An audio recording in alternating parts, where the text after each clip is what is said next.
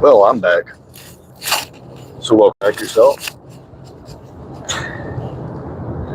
I am your host, Chad Broshears, or Sir Chad Broshears to some, if you know, you know. And today's episode of the Maturity Project is,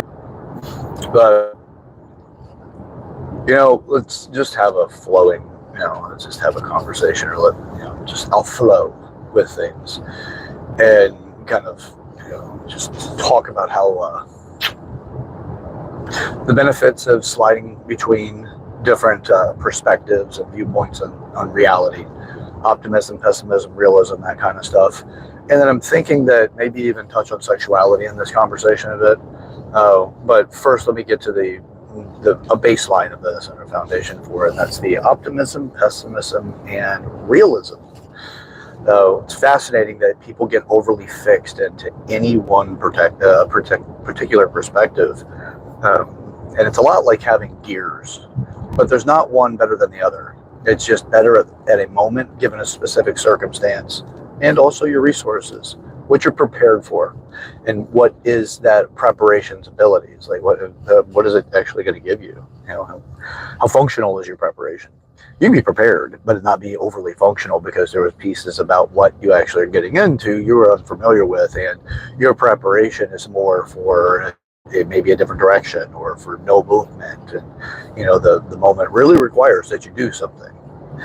So they say you make the optimal choice or you make the suboptimal choice, but you make a choice, because if you don't, you have made a choice to do nothing. And I'm not a big fan of this consistent need or desire that we put ourselves into some sort of fixed position.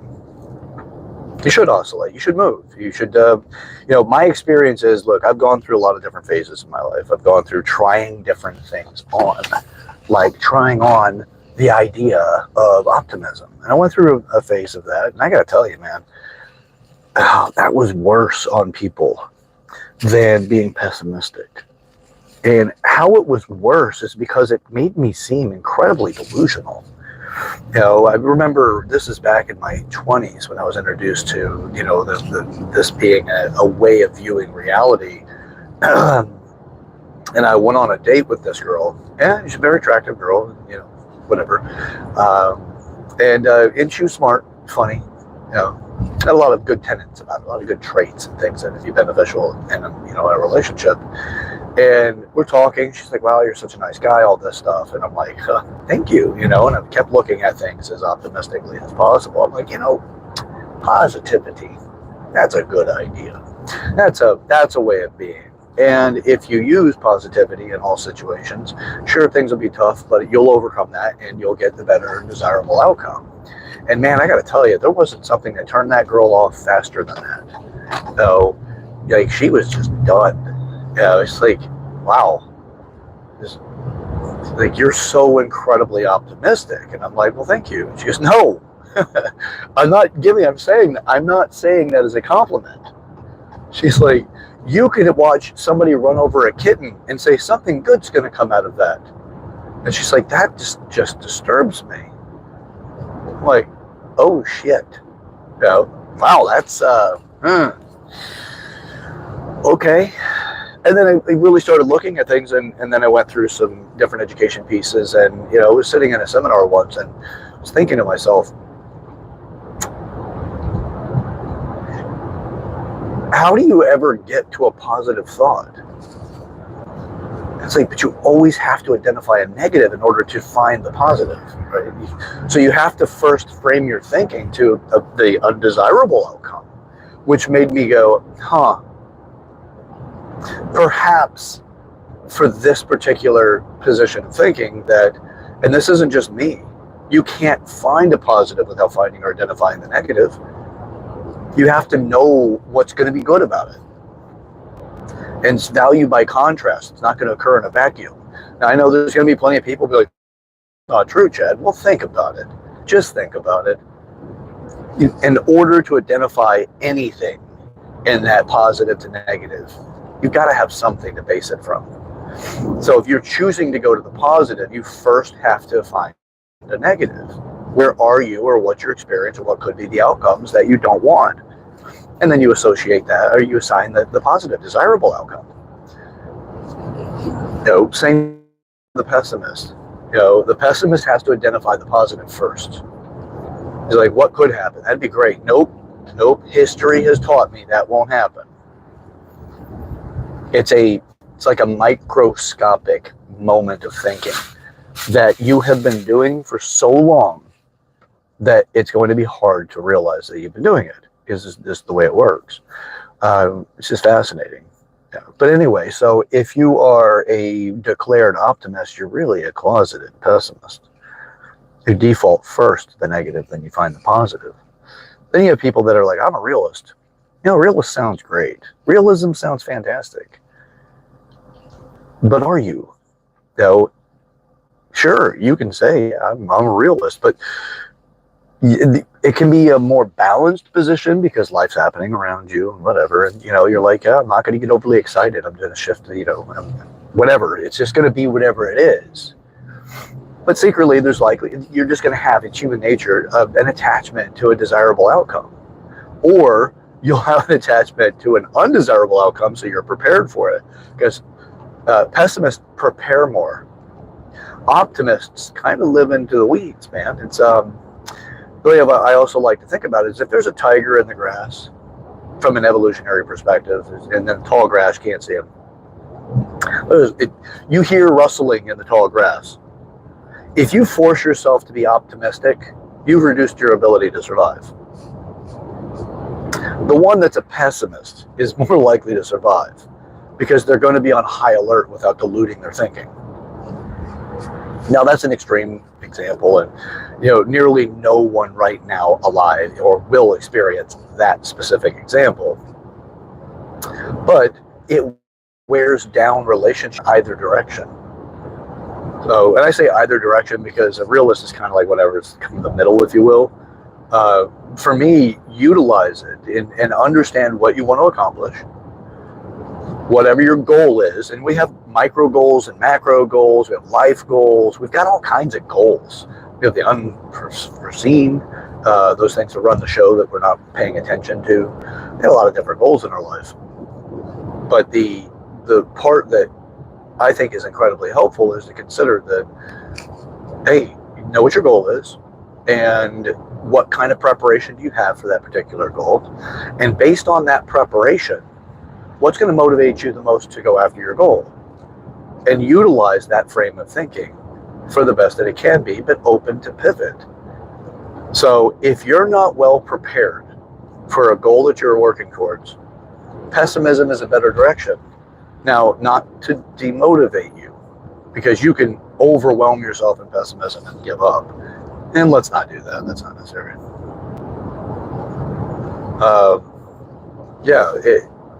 You get those things, right? So you have the ability to oscillate between those. Look at your goals, what your preparation is. If you're not overly prepared, a pessimistic preparation is in order. Work for it. Don't, what I find whenever it comes to pessimism is you haven't prepared enough.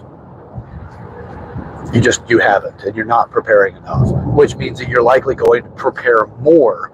And in a lot of instances, it's better to prepare extra so that you can calibrate with a degree of success, a higher degree of success using a pessimistic perspective, because that's the accumulation of that preparation to best suit your outcome or survival.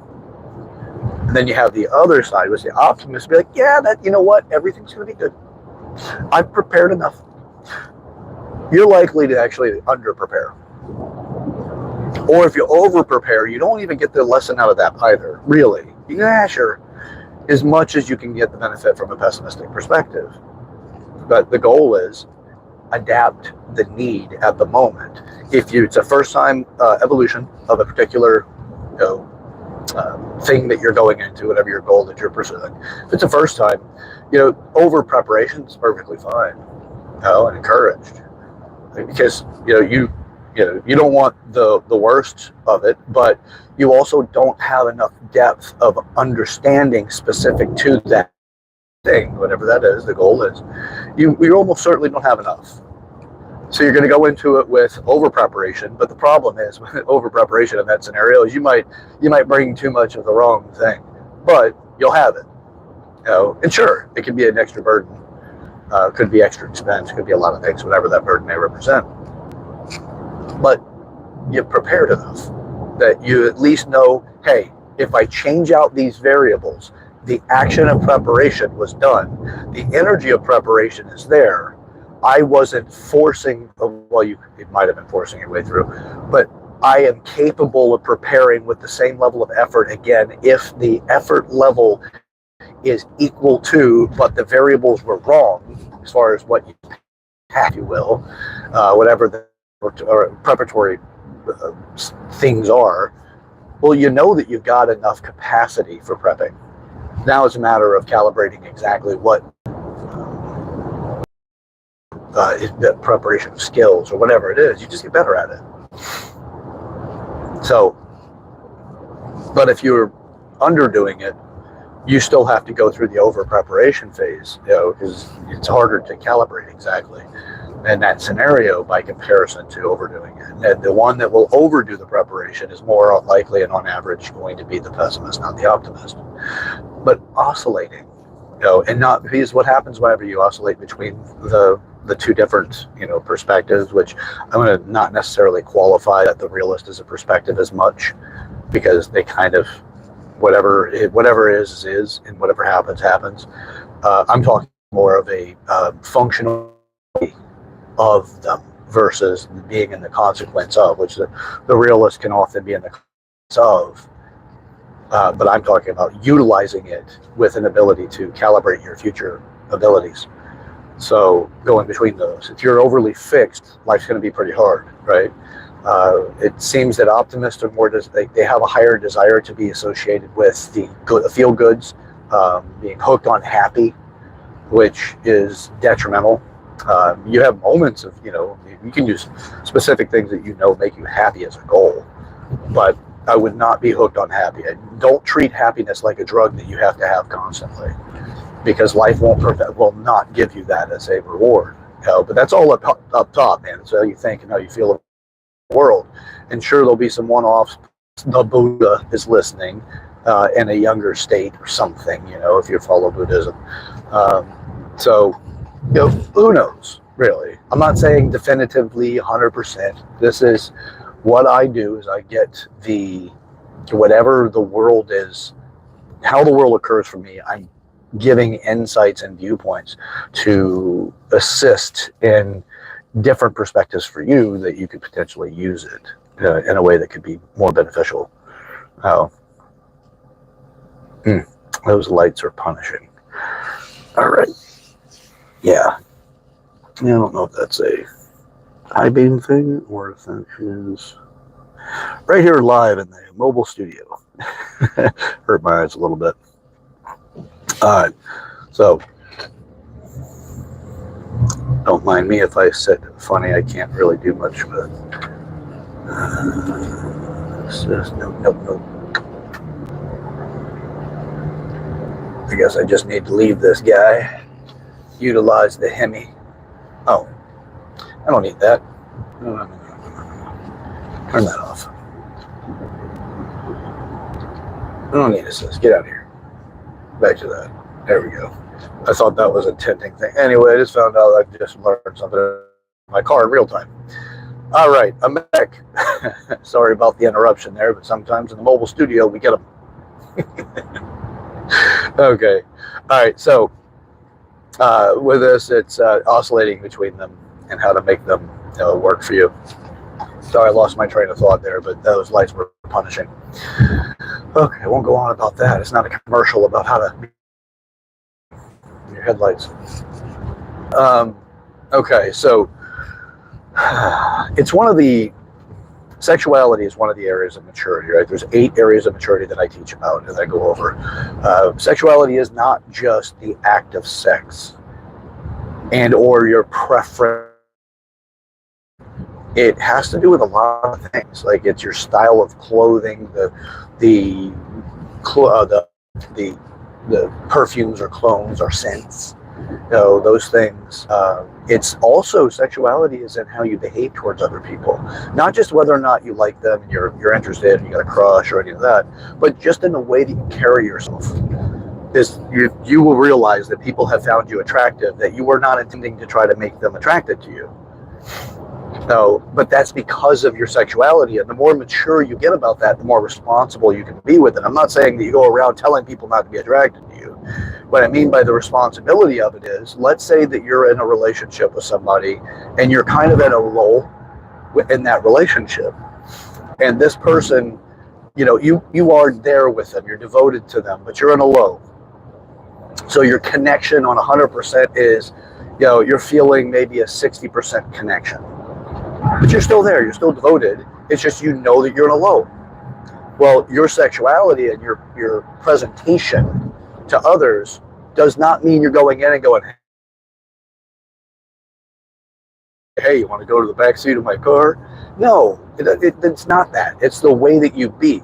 Like for myself, I have this is not a boisterous thing or whatever, but I have a fairly high developed value in charm. It's not because I want, well, I can't say that. So let me finish that thought, then I'll correct it. It's not because I want people to find me sexually attractive, but that's not true either. We all do. And I made a conscious decision, in high school, that I wanted to be more sexually attractive, because I was everyone's friend in high school. Guys, girls, everybody was friends with me for the most part because I was incredibly supportive and nice and all of this. But I was also I was nice. I was trying to nice my way into relationships at times, because I'd have a crush on a girl or whatever. And I'm like, well, my attributes, what do I have that's desirable and pleasurable about me that could have this girl attracted to me? Because I don't know if you guys know this or not, but I'm incredibly heterosexual. But hey, there's a term that came out also that's funny, but it's called super straight. Anyway, not to go down that potential avenue, but whatever. So I had the desire to be wanted. I mean, who doesn't have that desire, right? Well, I made a conscious effort, a decision to be more charming. Now, granted, I also had an advantage in that as well, because my father is the most charming man that I've ever known. Oh, and what I witnessed my father do in my lifetime was an incredibly desirable thing. An example of this is, my father loved to make people feel good. He was charming to men and women, but he had different intent, sometimes no intent other than just to make the person feel good. So, because that was the thing, my dad liked people to feel good. He was a really, truly good-hearted person. And sometimes opportunities would show up when he intended to make people feel good, where they wanted to make him feel good too, in a couple of ways. Not just, oh, that person's nice or sweet or kind of the other stuff, that you typically pay a little extra subscription fee on the internet. Anyway, so he was just this incredibly charming man. An example of this, because I'm an example of an example. But so as a child, right, I'm in my father's pickup truck. We're driving someplace. We did stuff all the time. We were out on the weekends doing something, fishing or whatever it was. We're always doing something, hunting, whatever. Very active. My father was a very active person. So I was in the truck with my dad. We were coming up to, and I remember it was kind of like almost like a little bit of a valley, if you will, but Florida doesn't have a lot of those. It's just there's a bridge. There's a long bridge, tree lines on both sides. It's beautiful. And there was construction taking place, but we couldn't see where the construction was at yet, but we did see a construction worker at the beginning of the bridge. And it was a woman, and she was holding a sign that said slow or stop. And she had it on slow. Like the slow portion was facing us to give us instructions just to take your time going across the bridge. Well, my father pulled up to stop. You could see the woman was kind of like, what the hell are you doing? It says slow, not stop, And then he rolls, he has, let's see, crank window. He had me roll down the window. And, he had me roll down the window, and next thing I know, I'm like, okay, well, that's, whatever. I don't know what the hell we're doing here. And my dad goes, hey, I just wanted to tell you that you're beautiful. Oh. And the lady's like, oh, wow. Oh, thank you. And my dad goes, that's all. That's it. I just wanted to tell you that. Hope you have a fantastic day. And then he drove off. He didn't try to give her a phone number. He didn't try to find anything out about her. Nothing. He just told her that she was beautiful. And we left. He didn't turn around. He didn't go back. Nothing. Nothing. And I remember sitting there, and I said to my dad, why did we do that? Like, why did you stop? No, I was not a teenager yet. I think I was like maybe 9, something like that, maybe 8, something. And he is, son, sometimes it just feels good to have other people feel good. And why wouldn't you want to have her feel good? I'm like, I get it. I get it. That's it. That was the guy he was. So I had a little bit of an advantage in that category because my thinking processes happened at an earlier stage where I started navigating reality based off of the set point of information that I got to become, to become the person that I am, the early influences. Yeah. So that was the beautiful thing about it. That's a foundational piece that I got. So I make reality based off those things. So I myself have a degree of charm. Now, again, I'm not saying that as a brag. It's a trait value that I have. It has consequences. It has challenges.